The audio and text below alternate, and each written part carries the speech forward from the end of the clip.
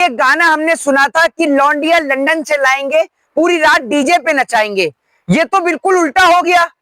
Voter Brazil से मंगाएंगे और India में वोट डलवाएंगे। प्रधानमंत्री तो कहते हैं स्वदेशी अपनाइए, यहाँ तो ज्ञानेश कुमार जी जो है वो ब्राजील की वोटर मंगा रहे हैं।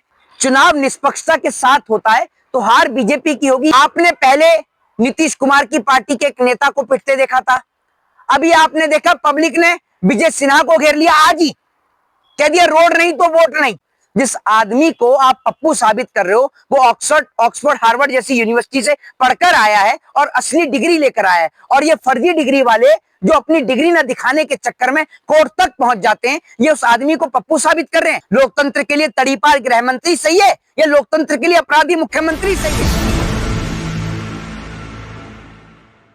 एक गाना हमने सुना था कि लौंडिया लंदन से लाएंगे, पूरी रात डीजे पे नचाएंगे। ये तो बिल्कुल उल्टा हो गया। वोटर ब्राजील से मंगाएंगे और इंडिया में वोट डलवाएंगे। आप ये देखिए, ये लड़की जिसकी तस्वीर राहुल गांधी ने दिखाई, आप सभी लोगों ने इस लड़की की तस्वीर को देखा होगा। राहुल गांधी ने इसकी तस्वीर को दिखाया, ये ब्राजील की मॉडल है और इस ब्राजील की मॉडल ने वोट किया है इंडिया के अंदर। आप लोग सोच के देखिए कि कितने बड़े लेवल पर धांधली चल रही है। और एक जो आरोप राहुल गांधी ने लगाया वो बिल्कुल गलत है। राहुल गांधी ने कहा कि भाई चुनाव आयोग जो है वो प्रधानमंत्री के कहने पे काम कर रहा है। नहीं, प्रधानमंत्री के कहने पे तो बिल्कुल काम नहीं कर रहा। अगर प्रधानमंत्री के कहने पर चुनाव आयोग काम करता तो प्रधानमंत्री तो कहते हैं स्वदेशी अपनाइए, यहाँ तो ज्ञानेश कुमार जी जो है वो ब्राजील की वोटर मंगा रहे हैं, तो उनके कहने पे कैसे काम कर रहा है? ये सबसे बड़ा सवाल है।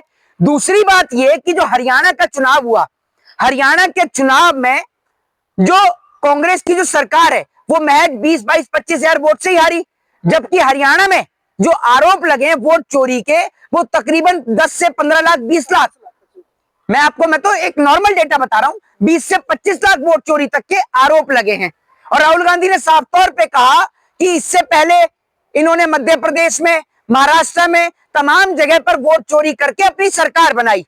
और सबसे बड़ी बात यह है कि अब ये जो बिहार में इन्होंने घोषणा करी ना, जो तमाम जगह को इन्होंने किसी को सिंगापुर बनाने की, किसी को मलेशिया बनाने की, जो तमाम जगह पर जो बात करी है वो ऐसे ही करी है कि सारे वोटर, क्योंकि बिहार में तो एसआईआर करके बिहार के वोटरों का तो नाम बाहर निकाल दिया, अब विदेश से ही वोटर ले आओ, क्योंकि विदेश में ही मोदी जी का डंका बज रहा है, विदेश में ही मोदी जी ने कुछ ज्यादा काम किया है, क्योंकि भारत में तो मोदी जी का काम नजर ही नहीं आ रहा, इसलिए वोटर भी जो है वो विदेश से आ रहे हैं।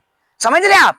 दूसरी बात यह कि आज बिहार में पहले चरण की मतगणना हुई, पहले चरण की वोटिंग हुई बिहार के अंदर। कई जगह पर, बहुत सारी जगह पर ऐसी ऐसी तस्वीरें सामने निकल के आई जहां पे वोटर्स को वोट नहीं डालने दिया जा रहा, और चुनाव आयोग तो हर चीज को सिरे से नकार देता है। चुनाव आयोग तो यह भी नहीं कहेगा कि उसकी पोर्टल पे शिकायतें दर्ज हो रही हैं, चुनाव आयोग तो हर चीज को मना कर देता है। चुनाव आयोग की अगर हम कंपैरिजन करें तो एक फिल्म आई थी गोविंदा की, आपने देखी होगी, जिसमें वो शक्ति कपूर कहता है कि जो जिया जी कहेंगे मैं तो वही करूंगा। ठीक उसी तरीके से चुनाव आयोग कह रहा है कि जो सरकार करेगी मैं तो वही करूंगी और कुछ कहूंगा ही नहीं मैं। बीजेपी ने प्रेस कॉन्फ्रेंस की, कहा कि अपना हताशा, राहुल जो है अपनी हताशा छुपाने के लिए सब कर रहे हैं। भाई एक बात आप मुझे बताइए, कोई हताशा छिपाने के लिए नहीं। बिहार में साफ तौर पर एसआईआर ने दिखाया और बहुत सारी जगहों पर आपने देखा कि लोगों ने बीएलओ तक को घेर लिया, वहां उनसे सवाल करे। दूसरी बात यह कि वहां पर लोगों की फोटो हटा के किसी और की फोटो आपने लगा दी वोटर आईडी कार्ड पे, कई लोगों का नाम वोटर लिस्ट में नहीं था। तो बिहार का चुनाव भले ही बीजेपी बेईमानी से जीत जाएगी, लेकिन ये कहीं ना कहीं देश के संविधान पर, देश के लोकतंत्र पर एक बड़ा हमला है, क्योंकि लोकतंत्र में सबसे बड़ा हक और अधिकार वोट डालने का है।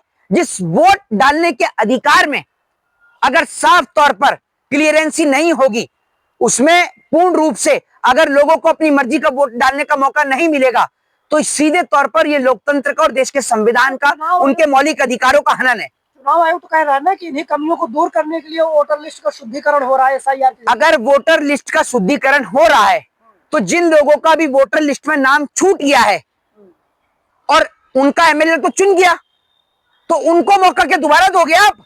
उनके लिए दोबारा कराओगे आप? दूसरी बात ये, जनगणना इतनी जल्दी होती नहीं है जितनी जल्दी एसआईआर हो जाता है। तो सबसे बड़ा सवाल यह है कि कौन सी टेक्नोलॉजी के जरिए आपने इतनी तत्कालीन एसआईआर कर लिया, इस सवाल का भी तो आप जवाब दीजिए। और जिन लोगों का नाम वोटर लिस्ट से कटा है, किस रीजन से उनका नाम कटा, इस बात को आपको सार्वजनिक करना चाहिए। ये सबसे बड़ा सवाल है जी। क्या लग रहा है बिहार में, क्या लग रहा है फिर हार मान लिए हैं फिर कांग्रेस वाले? देखिए एक चीज मैं आपको बता देता हूं, बिहार में हार अगर होगी तो बीजेपी की होगी, अगर चुनाव निष्पक्षता के साथ होता है तो हार बीजेपी की होगी। ये मैं क्यों कह रहा हूं, आपने पहले नीतीश कुमार की पार्टी के एक नेता को पिटते देखा था, अभी आपने देखा पब्लिक ने विजय सिन्हा को घेर लिया, आज ही कह दिया रोड नहीं तो वोट नहीं। आप ये देखिए ना, तो जब बीजेपी के डिप्टी सीएम, एनडीए गठबंधन के डिप्टी सीएम, एनडीए गठबंधन के केंद्रीय मंत्री बूथ सुरक्षित नहीं है, जब एनडीए के लोग वोट मांगने के लिए जा रहे हैं, जनता उन्हें घेर रही है, तो आप इससे अंदाजा लगा सकते हैं। लेकिन भैया देश की गोदी मीडिया ने, तलवे चाट मीडिया ने इतना बुरा हाल कर रखा है कि अगर बिहार की आम जनता अडानी से सवाल कर ले तो गोदी मीडिया को तकलीफ, मोदी से सवाल कर ले तो गोदी मीडिया को तकलीफ। मुझे यह समझ में नहीं आ रहा कि आम जनता सवाल किससे करे। एक गोदी मीडिया का एक वो देख रहा था, उनका प्रोग्राम चल रहा था, उसमें एक व्यक्ति ने अडानी से सवाल कर लिया कि वैसे तो अमित शाह जी कहते हैं कि बिहार में जमीन नहीं है, लेकिन अडानी को 1 रुपए में जमीन दी जा रही है। तो गोदी मीडिया के एक पत्रकार कहते हैं कि अडानी से तकलीफ क्या है, जैसे अडानी इनके फूफा लग रहे हों। अरे अडानी से तकलीफ क्या है, यही सवाल हम सरकार से करें कि सरकार को गरीबों से तकलीफ क्या है, जो उनकी घरों पर बुलडोजर चलाती है, उनके सर से छत छीनने का काम करती है। बताइए ना आप मुझे, क्योंकि अडानी, अंबानी और कॉर्पोरेटर्स की गुलामी इस देश की गोदी मीडिया करती है। सुशांत सिंह, और ऐसी गोदी मीडिया जो कभी नैनो चिप बताती है 2000 के नोट में, समझ रहे हैं जी। सुशांत सिन्हा वो कहते हैं कि हमारे रिपोर्टर गए जहां राहुल गांधी जिन जिन वोटर लिस्ट में सवाल उठा रहे थे वो सब सही पाए गए, राहुल गांधी का दावा झूठा निकला। हाँ हाँ, आपके रिपोर्टर तो इतने सही हैं कि आप जिस चैनल पे काम कर रहे हैं उसमें पहले एक पत्रकार था जो रात को नशे में धुत होके घुस जाता है, वो सबने देखा। और आपकी अगर हम बात सुने तो आपके टीवी चैनलों पर तो मां बहन की गाली दे दी जाती है, आपके टीवी चैनलों पर इस प्रकार के अपशब्दों का प्रयोग किया जाता है कि लोग सोशल मीडिया पर लिखने और बोलने से पहले भी 100 बार सोचते हैं, लेकिन वही शब्द आपके टीवी चैनलों पर ऑनलाइन बोल दिए जाते हैं।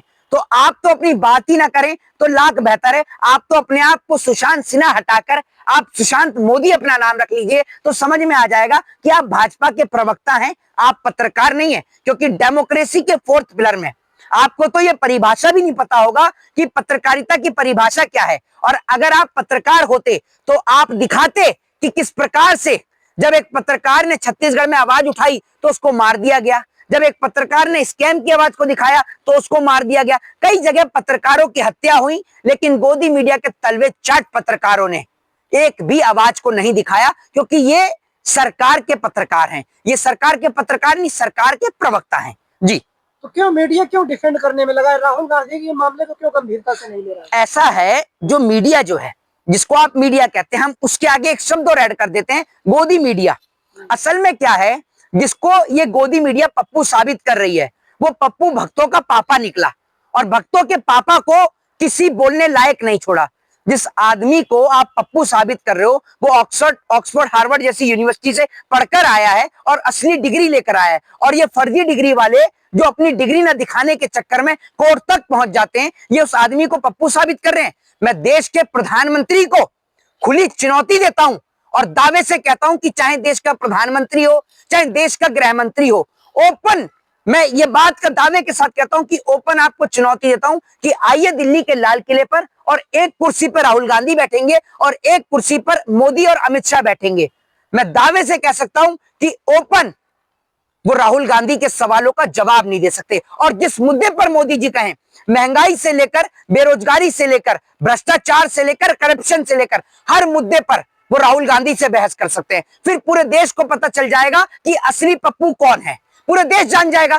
करी ना लाल किले पे बहस। लेकिन आप, जिसने आज तक एक प्रेस कॉन्फ्रेंस नहीं करी, वो जो ये बताता है कि हम काट के खाएं या चूस के खाएं, वो आदमी लाइव डिबेट करेगा, दम है? अरे मोदी जी, जिस तरीके से आप झूठ बोलते हैं, अब तक तो आप सिर्फ झूठ बोलते थे, अब बाहर विदेश से आप वोटर भी लाने लग गए। ये काम भी आपने शुरू कर दिया। और उस लड़की का स्टेटमेंट आया जिसकी तस्वीर राहुल गांधी ने पब्लिक के सामने सार्वजनिक करी, साझा करी, उसका स्टेटमेंट भी आया। उसने कहा मैं तो आज तक कभी इंडिया भी नहीं गई। तो हमारे देश की वो खाली जनता जो जेसीबी चलने तक पर भी ध्यान दे देती है, उससे हाथ जोड़ के निवेदन करूंगा, थोड़ा सा ध्यान ये भी देखो कि देश में क्या हो रहा है। घूमने फिरने सोशल मीडिया पर रील बनाने से अच्छा है थोड़ा सा अपना दिमाग का फोकस देश की ओर भी कह रहे करें। हैं जी, कह रहे हैं कि जो राहुल गांधी अविश्वास और भ्रम पैदा कर रहे हैं लोकतंत्र के लिए सही नहीं है। अरे भैया लोकतंत्र के लिए क्या सही है? लोकतंत्र के लिए तड़ीपार गृह मंत्री सही है या लोकतंत्र के लिए अपराधी मुख्यमंत्री सही है? बताइए ना आप मुझे। वो व्यक्ति जो सरेआम लोकतंत्र की धज्जियां उड़ा रहा है, लोकतंत्र में लोकमत की धज्जियां उड़ा रहा है, और जहां सरकार बन जाती है वहां सरकार अगर इनकी बीजेपी की नहीं बनती, वहां एमएलए की खरीद फरोख्त से सरकार बनाता है, जैसे इन्होंने मध्य प्रदेश में किया, सरकार तोड़ने का काम महाराष्ट्र में किया। तो ये लोकतंत्र की वो है, लोकतंत्र को बढ़ाना है।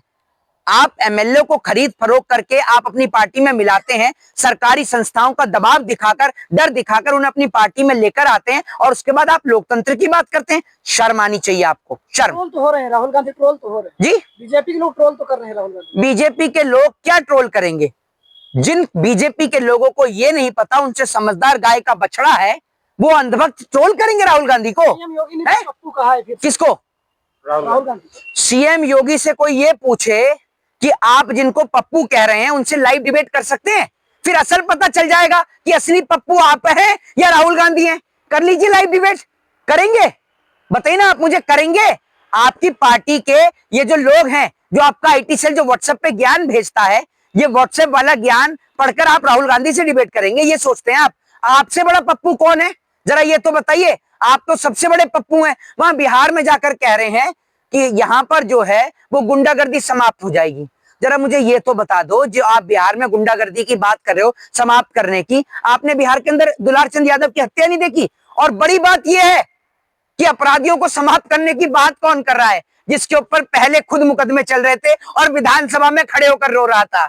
अरे भैया अपने पिछले दिनों को भी याद कर लो, असली पप्पू तो आपको बना रखा था। आज सरकार क्या बदली, अपने दिन भी भूल गए, वो भी याद कर लीजिए। जय हिंद।